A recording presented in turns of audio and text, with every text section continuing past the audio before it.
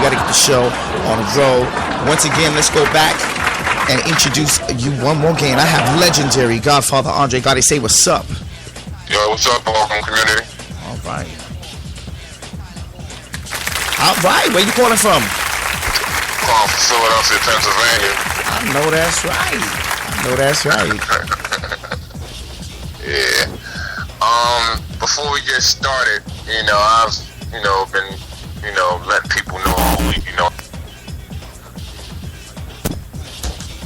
got interviewed like anybody in the ballroom, you know what I mean? I definitely want to give a shout out to my man Izzy, you know what I mean? He put down, Danny Ninja, my daughter, Princess Barbie Stars up from Brooklyn Bushwick, all day, you know what I'm talking about?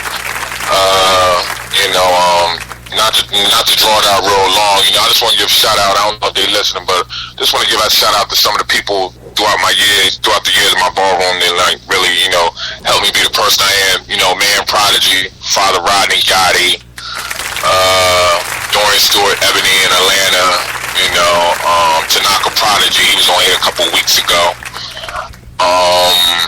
The whole house of Gotti, that's pretty much about it. I can't forget my little homegirl down in Florida, Brianna Stars. I know that's right. All right. Let's start off like this. Tell us a little bit about your background, your family, your life, and childhood growing up. Well, I was born in January 17th, 1972. Born in Atlantic City, New Jersey. As far as my parents, they was both hustlers, they did what they could, to, get me through in life. I pretty much lived all over, I lived in Atlantic City, Philadelphia, throughout my childhood. I lived on and off with my grandmother, my uncles, things of that nature. Pretty much in school, I pretty much, just, stayed to the books. I was pretty good in school, things of that nature. All right. Yeah. All right, that's what's up. Okay. When did you first discover you were different? I would have to say about 19. Like I say, mostly all my childhood and stuff like that. I was so much in the school, trying to be an A student. Unfortunately, I was an A student. The only thing I was bad in was the math. But after I graduated high school, at that time I graduated from Patterson Eastside High, Patterson, New Jersey. I graduated in 1989. After I graduated, I went to college for 2 years. But all right, congrats. That didn't work out. So one of my homies, God rest his soul, my man Corey, he was from Yonkers. Man, we used to go down 42nd Street all the time. We used to go down 42nd and 8th Ave, and legendary 42s. yeah, that's definitely legendary. It ain't like that no more though. But we used to go down there okay, I'm gonna get to that point. Growing up to that, we all know, we all men, you look through dirty magazines and you see at the back of the ads how you see the females and transsexual, and I really never thought that was just a bunch of bullshit. So anyway, get to the point of 42nd and 8th, we used to go down there and we used to just I used to be mesmerized by I'm like, damn, well, how in the hell can a man, be a woman? It just mesmerized me. I used to go down there for hours and hours and just let's look around at everything that's going on in it. I started getting curious. My curiosity didn't really break in New York. It really didn't break until I came to Philly in the 1990, when I came here to Philadelphia. That's when I met my first transsexual girlfriend in 1990. Ooh, you better work. Yeah. So, all right. So how did you end up coming into the LGBT life or the gay lifestyle? About 1990, that's when I came down here. Like I said,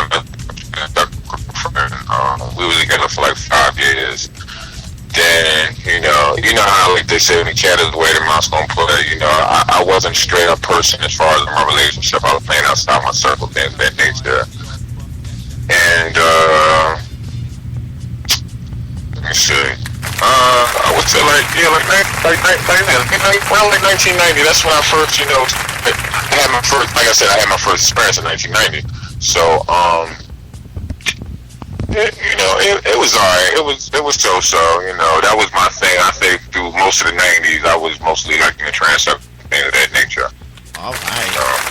Okay, and no shame in the game, y'all. These are all kinds of generations, and that's why we're trying to expose on the show. It's a whole different. It's not what everybody thinks. There's a whole lot more to it in the gay lifestyle and community. It's not just gay. It's a lot of different stuff that they can learn.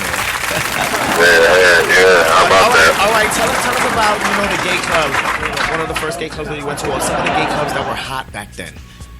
The gay clubs here in Philadelphia, I would say, that were hot, and I'm gonna tell you something. For y'all young kids that's listening, I know y'all would love to have been back in the 90s, because I tell you, the clubs is hot. We had here in Philadelphia, we had Stars 2 that was on Sampson Street. We had Stars that was on Drury Street. We had the legendary club now at 13th and Locust. I miss that place. Oh, I miss them days. When I tell you, you can go in the club and you can do you ain't going across the street, you can't smoke in here, you can't do that, you can't do that. It was none of that back then. We had BJPs of 53rd and Market. We had Chuck's Recovery down North Philly. We had a lot of clubs. We had let me see, the Skyline. It was at 12th and Arts. That's no longer there. A lot of clubs from back in my era now gone. We had. What was that? I'm sorry, I think we lost you. Where you at?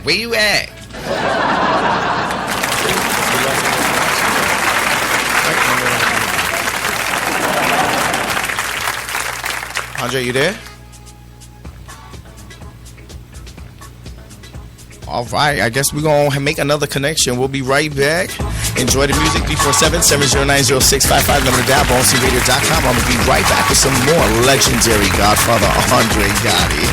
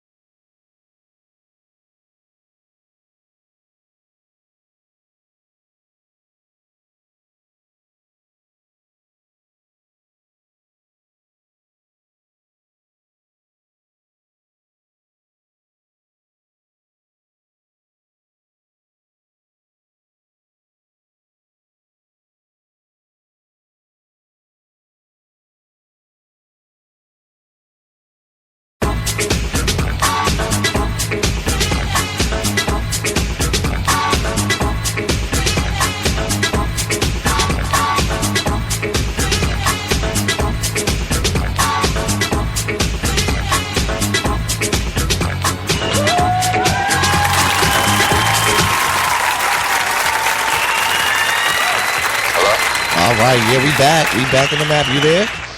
Yeah, I'm here. All right. So last where we left off, we was talking about the club scene and stuff like that. Yeah, talking about the club scene. The club scene. The club scene. It was great. Like I left off talking about Club Pure. Club Pure was an after-hour spot. Mostly the white kids ventured in there. We had Club Ties that was over on 15th and South.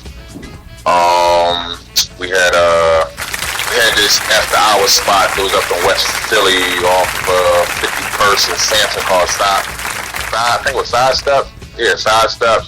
So, you know, it was a lot of things going on. Then you also had man, shout outs to my man Kenny Polo, the founding father, the Rural House of Polo. Kenny Polo used to have his little after hour spots. He had an after hour spot on Walnut Street. You ain't never been to a Kenny Polo party? You don't know what you missing. Oh my God. Wow. That's right. It's so it was great back then. You know, it was Joey Venuti.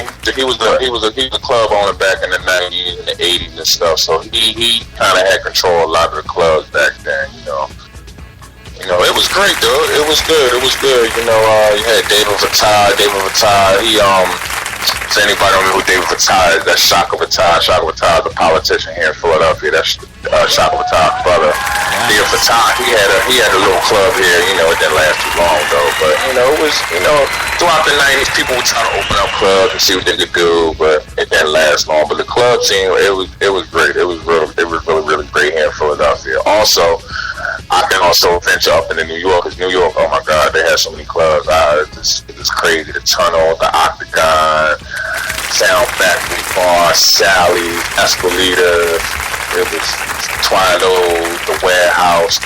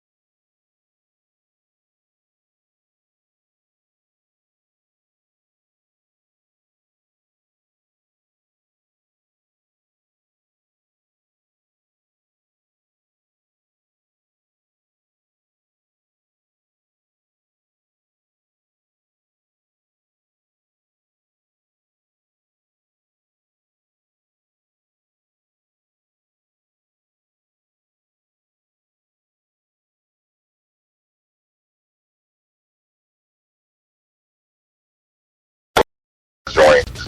Man, he seen me from the get-go. He was like, you're definitely real. You see it.